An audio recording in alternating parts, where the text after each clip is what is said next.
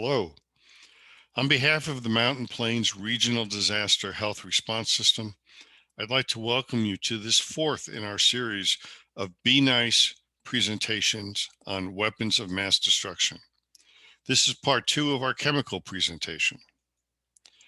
In this presentation, we're going to talk about the clinical presentation and the recognition and management of victims of vesicants or blister agents, pulmonary agents, and the various blood agents. We're going to start with our discussion of vesicants. They're called blister agents because they create an injury that looks very much like a thermal burn, and the blisters associated with a thermal burn. The two primary vesicants that are commonly prepared are sulfur mustard or mustard gas and Lewisite. The photograph that you see here is a victim of the Iran-Iraq war of about 2 decades ago, and he was exposed to sulfur mustard. Mustard gas is both a vapor and a liquid threat.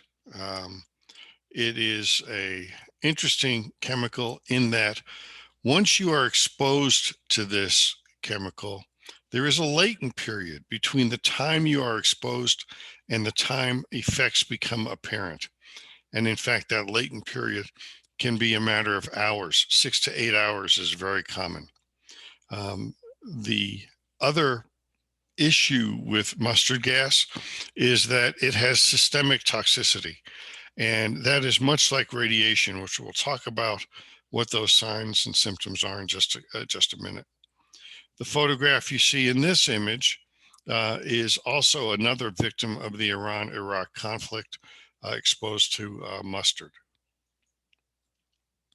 Now, mustard, once you're exposed to it, this chemical binds very quickly to cells.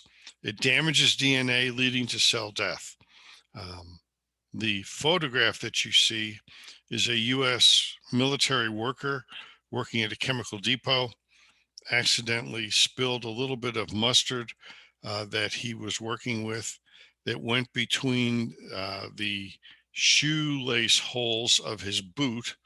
I didn't realize it because it doesn't have any effects early on, even though the damage is occurring. About 6 hours later, he had some discomfort, took off his boot, and discovered that in fact he had been exposed. This blister was created. Common effect of mustard is to the eye. The most common finding is conjunctivitis. It's typically mild, although it can be more severe. As the exposure increases, you can get its swelling of the eyelids, spasm of the eyelids, corneal roughening, corneal opacification, even ulceration and perforation if exposed directly to the liquid. As you know, this was used extensively in World War I, and the majority of people exposed had mild to moderate conjunctivitis only, and only 1% had permanent damage to their cornea. Here's a photo of a victim who was exposed to mustard, and you can see the marked redness of the conjunctiva. There's some swelling of the eyelids. The cornea looks pretty good in this photo. You see all this crusty material. That's actually not infection. That was some ointment that had been used to provide some symptomatic relief. The skin injury, as I mentioned, looks very much like a burn. So you can get redness, you can get blisters. Those blisters can coalesce and form larger bullae. If you're exposed to the liquid directly, you can get necrosis of the skin and significant damage, as the bottom right photo shows of the hand, which had a liquid exposure. And you can see the huge bullae and the necrotic appearing tissue on the thumb. The upper picture, again, is a photo of a victim from the Iran-Iraq conflict exposed to mustard. You see the erythema of his chest. And I also want you to note the redness located in his axilla. Mustard has a predilection for moist areas, and this patient demonstrates that. In the airway, you get irritation of all the mucous membranes. You can get bloody nose, sore throat, cough, hoarseness. You can get shortness of breath as it penetrates down the airways. But the good news is it tends not to affect the alveoli, so pulmonary edema is actually quite rare. The photomicrograph that you see is a cross-section of a bronchiole and some alveoli. And you can see, if you look at the alveoli here in this image, the alveoli are all really pretty clear. The bronchiole, however, is filled with a lot of debris as a result of this exposure. The GI injury within 24 hours, much like radiation, is nausea and vomiting. The cholinergic effects cause increased secretions in the GI tract, increased activity, accounting for the nausea and vomiting. Within a matter of days with a larger exposure, you can get sloughing of the lining of the GI tract, tissue destruction, leading to opportunistic infections. And again, much like radiation, mustard can cause bone marrow damage. It damages the stem cells, which ends up causing a decrease in all of the blood cell counts, white blood cells, red blood cells, and platelets within about 3 to 5 days. And obviously, this leads to the potential for infection, anemia, and potentially bleeding. Much like you would do with radiation, follow the white blood cell count.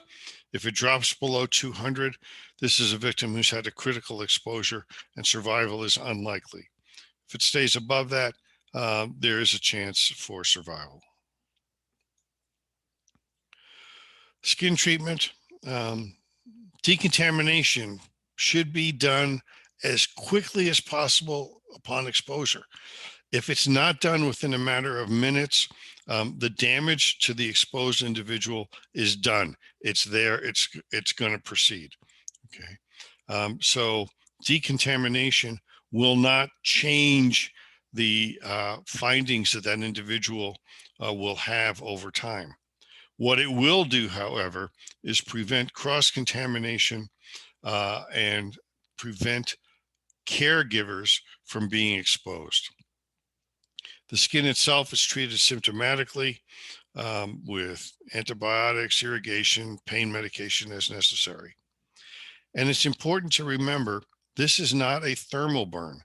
The big fluid shifts that we see with thermal burns don't occur with this chemical injury. So don't overhydrate the patient. The eye treatment for a mustard exposure is symptomatic care. Put the eye at rest by dilating the pupil. Topical antibiotics are appropriate. Vaseline can be used on the skin edges.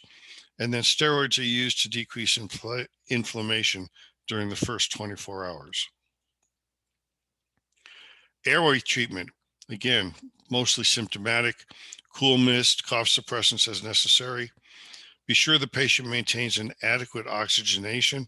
Provide supplemental O2 as necessary. If you think the individual is going to need assisted ventilation and intubation, do it earlier rather than later because of the swelling associated with irritated air passageways. Bronchodilators can be used, and antibiotics can be used if pneumonia is identified, but generally not prophylactically. Now, Lewisite is another interesting blister agent. Lewisite was a compound that was actually prepared by the US near the end of World War I.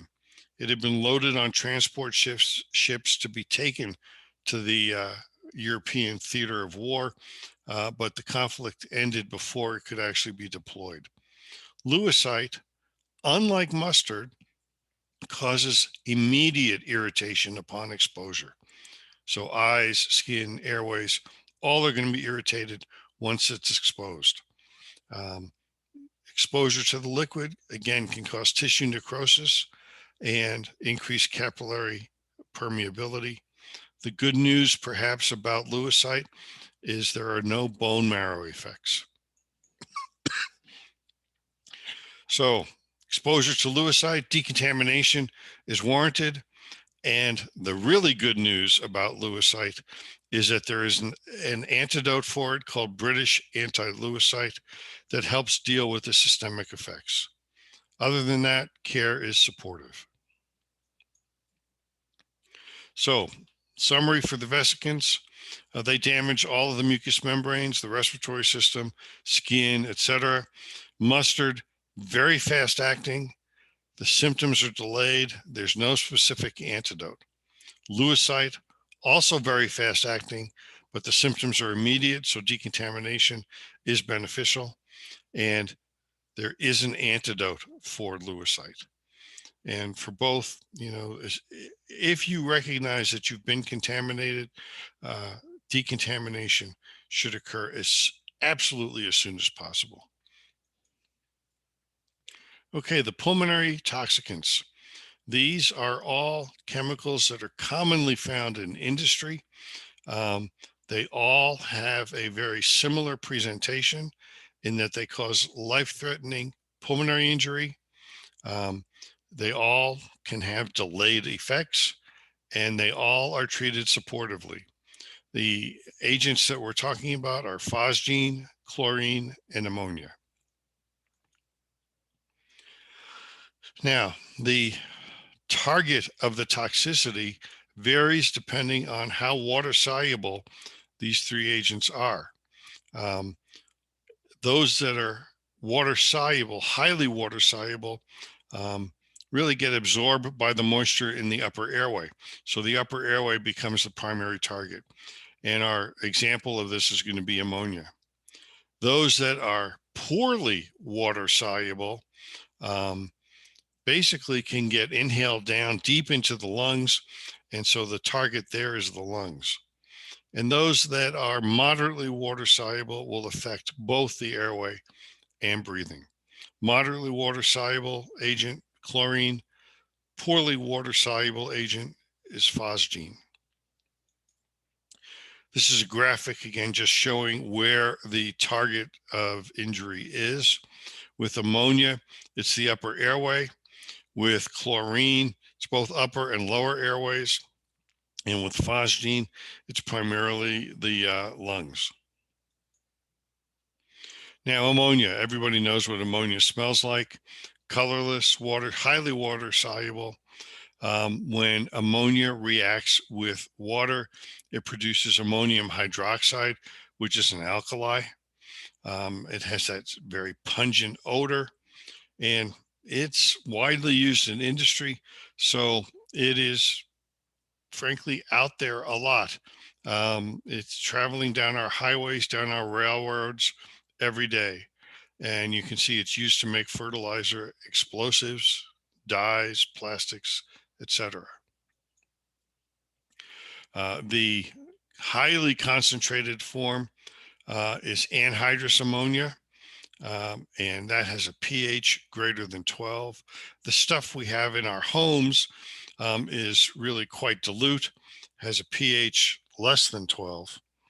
This stuff is very irritating. It's a corrosive. It will cause liquefaction, necrosis, and pain. Now, the importance of liquefaction necrosis is that by liquefying tissue, it allows this chemical to penetrate even deeper into tissues. So irrigation, and we'll talk about that, becomes really important. It's rapidly absorbed by mucous membranes and causes damage to eyes, lungs, skin, the GI tract. In the eyes, it'll cause burning, tearing, severe pain, conjunctival, corneal, and lens injuries. And here you can see this photo of the eye showing marked conjunctival injection as a result of exposure to ammonia. In the lungs, irritates the lungs, cough, shortness of breath, some chest pain. You may get some wheezing and laryngitis. You can get a chemical pneumonitis leading to hypoxemia. And with a severe exposure, you can get pulmonary hemorrhages. Here's some examples of the eye injuries. The upper photo is similar to the one you just saw, that eye with conjunctival and corneal damage. The middle photo, the extreme right, shows an eye with fluorescein in it, and you notice the entire cornea has taken up the fluorescein, indicating that there's a massive corneal injury. And then the lower photo shows a cornea that has been damaged by ammonia, and it has completely opacified. Skin exposure to anhydrous ammonia, you'll see pain, blister formation, deep burns. If you ingest the stuff, obviously bad news here. Mouth pain, cough, nausea, vomiting, swelling of the lips can lead to airway obstruction, swelling of the mouth structures, etc. And then obviously this stuff is so damaging that you can get perforation of the esophagus or esophageal strictures over time. Treatment: remove the individual from the exposure. That's going to be a common theme for all of these agents. Decontaminate them in the field prior to transport to a hospital. Irrigate the eyes copiously. If you have a Morgan lens device, if you're familiar with those, that will provide for continuous irrigation without the need to hold the lids open. But regardless, the eyes, if exposed, should be continuously irrigated. And then if an inhalation injury occurred, consider early intubation because of the associated swelling that happens. Early intubation may be your only opportunity to get the endotracheal tube in place. Now, chlorine, also an irritant to the eyes and respiratory tract. I think everyone knows what chlorine smells like if you've been to a swimming pool, certainly. And it is widely used, again, in industry. Chlorine, when it reacts with water, produces hydrochloric acid and free oxygen radicals.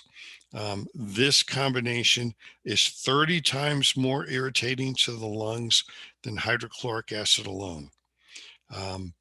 We've all, I'm sure, seen pictures of accidental chlorine releases, and you see a greenish yellow gas cloud when a tanker truck or a railway tanker car has been damaged. The effects: more severe in the airways and the lung with high concentration. With a prolonged exposure or extremely high concentration, you can see pulmonary edema, sudden death. With lower concentrations, or actually with all concentrations, you get eye irritation, cough, shortness of breath. Treatment: familiar. Remove them from the source of the exposure. Ensure that the airway is managed. Flush the skin and eyes with water. Symptomatic care with oxygen to maintain oxygenation, cool mist, bronchodilators. As necessary, you'll manage the airway and provide positive pressure ventilation and maintain hydration. Phosgene, another chemical that is widely used in industry for a variety of purposes, was used in World War I fairly extensively. You see the military designation CG. Phosgene was also implicated in an accidental chemical release that happened in 1984 in Bhopal, India. 50,000 pounds of methyl isocyanate were released. Methyl isocyanate is basically phosgene and isocyanate. 150,000 people were affected, 10,000 severely injured, 3,000 killed, and there's been a suggestion that these numbers may even be on the low side. Phosgene is a colorless gas. It smells like freshly mowed hay, for those of you that know what that smells like. It's heavier than air, so it will accumulate in low-lying areas. and it is a gas above 47 degrees Fahrenheit. Phosgene will also react with water. It produces carbon dioxide and hydrochloric acid. So when it comes in contact with mucous membranes, causes irritation once again to the eyes, nose, throat, and airways. But because it is less water soluble, it will penetrate down into the lungs. Initially causes a mild cough, but as it goes further down the airways, eventually it attacks the alveolar capillary membrane, allowing leakage of fluid into the cells, essentially creating a non-cardiogenic pulmonary edema. And the significance is that they can lose massive amounts of fluid, up to 1 liter per hour. So a patient can rapidly become dehydrated and hypotensive. The concerning thing about Phosgene, however, is that exposure does not cause immediate pulmonary edema. There's a symptom-free period of 2 to 24 hours. So patients may look good initially and then deteriorate. So at the scene, once again, remove them from the exposure, decontaminate them by removing any clothing that may have absorbed any of the vapor, manage the ABCs as appropriate. Don't allow the victim to ambulate. What you don't want to do is have the individual basically suck more of the phosgene down into their lower lungs. So when you encounter a patient who's been exposed, they should be transported by stretcher or wheelchair and not allowed to exert.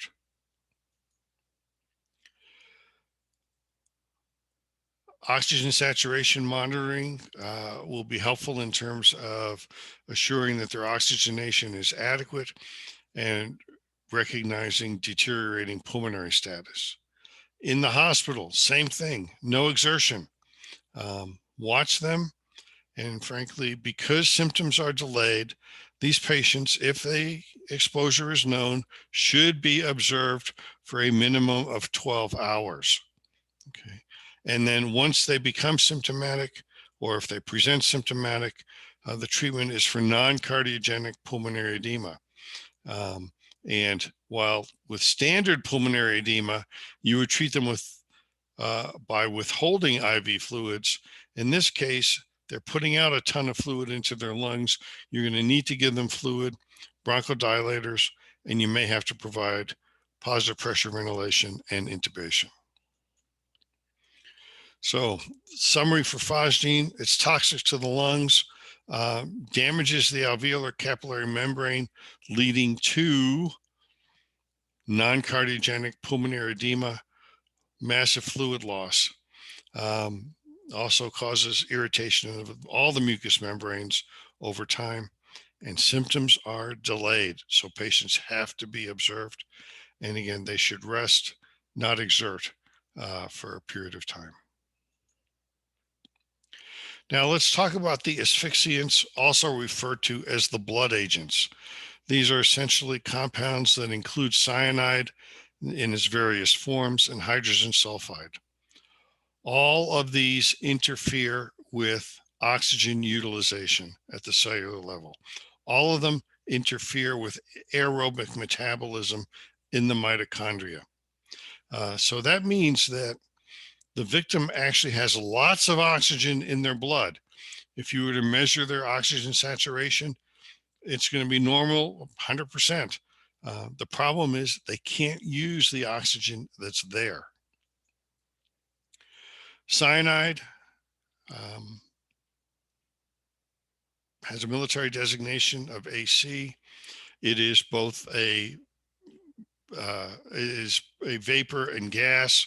It has a boiling point of 25 degrees centigrade or 78 degrees Fahrenheit. Water soluble.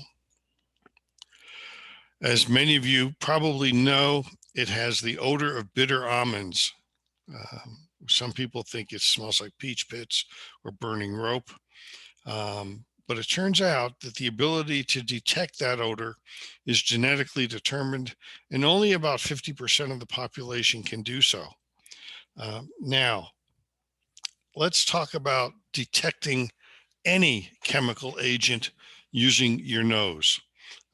If you can, in fact, smell an agent, you are probably much too close to that agent and have already been exposed. Uh, with cyanide, we compound the problem because half the population can't smell it to begin with. So the nose should not be considered a detection device. Okay. Um, with high concentration, the onset of cyanide toxicity occurs within seconds. With lower concentrations, it will take longer. Cyanogen chloride, another cyanide compound, volatile once again at room temperatures. Um, it has a pungent odor that often is masked because of the irritation to the nose and the eyes and respiratory tract. And again, very rapid onset of symptoms. Cyanide binds to the cytochrome A3 uh, enzyme in mitochondria. And it is fortunately not irreversible. So we can treat it with antidote. If you can convert hemoglobin to methemoglobin, for example, cyanide has a higher affinity for that than it does for the cytochrome A3. Cyanide interrupts the cellular respiration and prevents the cells from extracting and using oxygen. You end up with anaerobic metabolism, which then leads to lactic acidosis. This lack of oxygen, if you will, lack of ability to use oxygen, results in stimulating carotid and aortic chemoreceptors. So you see a stimulation of the respiratory center, increased heart rate, increased respiratory rate. And then with prolonged exposure or very high exposure, you see respiratory failure, apnea, and death. So, odor of bitter almonds, maybe, maybe not. The blood is going to look bright red because it's got lots of oxygen that can't be used. You'll see a metabolic acidosis with a high anion gap. Heart rate will go up, blood pressure goes up. Respiratory rate goes up, blood pressure goes up, bradycardia. But all of these findings that you would think represent hypoxia, which they do, but the patient's not cyanotic. And eventually you'll see respiratory depression, but again, the patient does not develop cyanosis. Onset is rapid with high concentrations, 10 to 15 seconds, and death occurs in a matter of minutes. Within 30 seconds, you get seizures, 2 to 4 minutes respiratory arrest, 4 to 8 minutes cardiac arrest. Lower concentrations, you have gradual onset of symptoms, headache, weakness, lightheadedness, dizziness, ataxia, nystagmus, muscle rigidity. If you ingest it, you see hypersalivation. The patient may complain of burning or metallic sensations. Nausea and vomiting can be seen. Epigastric pain can be seen, and hyperthermia can be seen. Transient increase in the rate and depth of respirations, increase in blood pressure and heart rate, eventually seizures, opisthotonus, decerebrate posturing, respiratory depression and arrest, bradycardia, and cardiac arrest. So get the patient away from the exposure. If there's skin exposure, stuff on the skin, decontaminate them as well. If there was an ingestion and by some chance the patient is awake and still able to swallow, you can try gastric lavage with activated charcoal, thiosulfate, potassium permanganate, or hydrogen peroxide. Airway, breathing, and circulation all need to be supported. Wouldn't do mouth-to-mouth respirations on a patient who has been exposed to cyanide because of the risk of secondary exposure. Give them 100% oxygen, correct any metabolic acidosis, observe them, and then we do have antidotes for cyanide. The current preferred antidote is hydroxycobalamin, also referred to as Cyanide Kit. This has replaced the old Lilly kit. And we'll talk about the Lilly kit in just a minute. The FDA approved this in 2006, had been widely used in Europe for a decade and a half prior to approval in the US.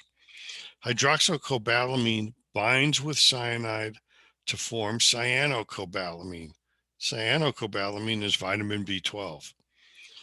You see the dose there. Side effects are nausea, headache, increased blood pressure, and red-colored urine. We should point out that, if the patient survives, this red-colored urine actually can last for several weeks. The Lilly kit. The Lilly kit is the old traditional method of treating cyanide. The Lilly kit has now been changed from that name, and it's called the Cyanide Antidote Kit. It's a two-step antidote. The first involves the administration of a nitrite compound, either amyl nitrate inhaled or sodium nitrite IV, followed by sodium thiosulfate, and that's given intravenously. The nitrite compound displaces cyanide from the cytochrome system by creating methemoglobin in the blood. And what we're actually doing is creating a second toxic compound. Methemoglobin is toxic because it does not carry oxygen. Sodium thiosulfate then scavenges the cyanide from the methemoglobin to convert thiosulfate into thiocyanate, and thiocyanate is then excreted in the urine. So treatment, provide oxygen, decontamination is appropriate. The preferred antidote is hydroxycobalamin, and if that's not available and the cyanide antidote kit or the old Lilly kit is available, then utilize the nitrite and the thiosulfate. Hydrogen sulfide is another blood agent. Again, most common route is inhalation. Smells like rotten eggs, like sewer gas. It's heavier than air, so again, it is found or accumulates in low-lying areas. Results from decaying organic material and sewage, as well as a byproduct of manufacturing. And if there is a case involving hydrogen sulfide, a proper PPE to protect yourself must be utilized before entering a location where this is a possible toxin. Low concentrations, mucous membrane and respiratory tract irritation, common theme.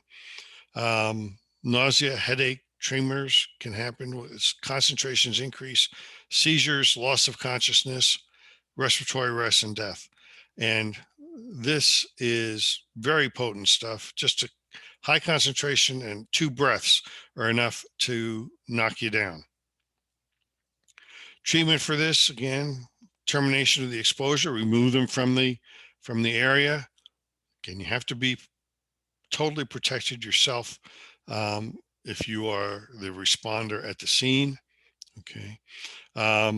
Care is initially supportive, airway, breathing, intubation as necessary. If you have signs of bronchoconstriction, you can use standard bronchodilators. Support circulation is necessary. And the treatment is similar to cyanide partially in that we use the nitrite portion of the cyanide antidote kit, but not the thiosulfate. And hydroxycobalamin is not effective at all for sulfide. So it's purely the nitrite treatment. Riot control agents, they also fall into this group.